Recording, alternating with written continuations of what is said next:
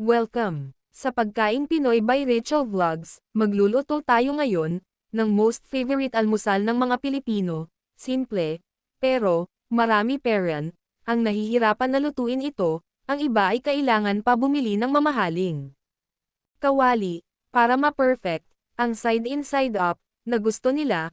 Ngayon ipapakita ko sa inyo ang pinakasimple, at madaling paraan, gamit ang aking lumang kawali, at isang kutsara ng mantika.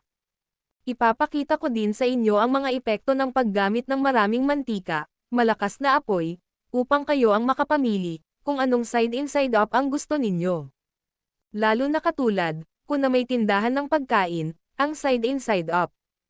Ang isa sa pinakamabili ngunit, sa ngayon ay medyo mataas ang bilihin. At ang aking kapwa nagkakarenderya, ay dumadaing na sa sobrang mahal.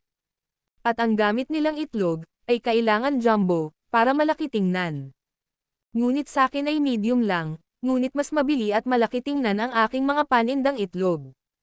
Kaya naman akin, itong binabahagi, para sa katulad kong nagtitinda ng pagkain.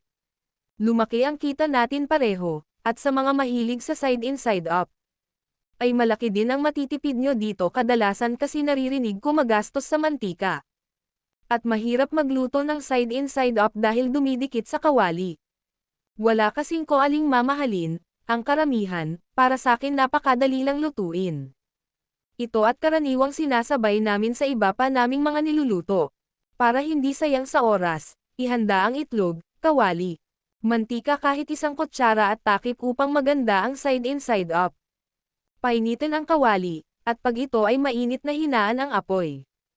Ilagay ang isang kutsarang mantika bahagyang, ipaikot ang kawali, at ilagay ang itlog lagyan ng asin para sa lasa, at takpan, buksan, pagkalipas ng 1 minuto o 2 minuto bago hanguin, dip end sa side in side up na gusto ninyo, kung gusto nyo ng lutong-luto, ay maaring paabotin ng 2 minuto, sa ganitong paraan maari kayong magluto ng itlog na side in side up hangang 5 piraso, sa isang kutsarang mantika, at ito naman ang kadalasan kong nakikita sa ibang nagluluto ng side in side up maraming mantika. Paglagay ng itlog ay ganito ang nangyayari, kaya naman kahit gaano kalaki ang itlog ito ay lumiliit, kayo na lang ang baalang magluto ng side in side up na gusto nyo. Maraming salamat sa inyong panonood at kung nagustuhan mo, ang aking video maari mo ba akong subscribe, like, comments, at share. Maraming salamat, happy cooking, enjoy eating!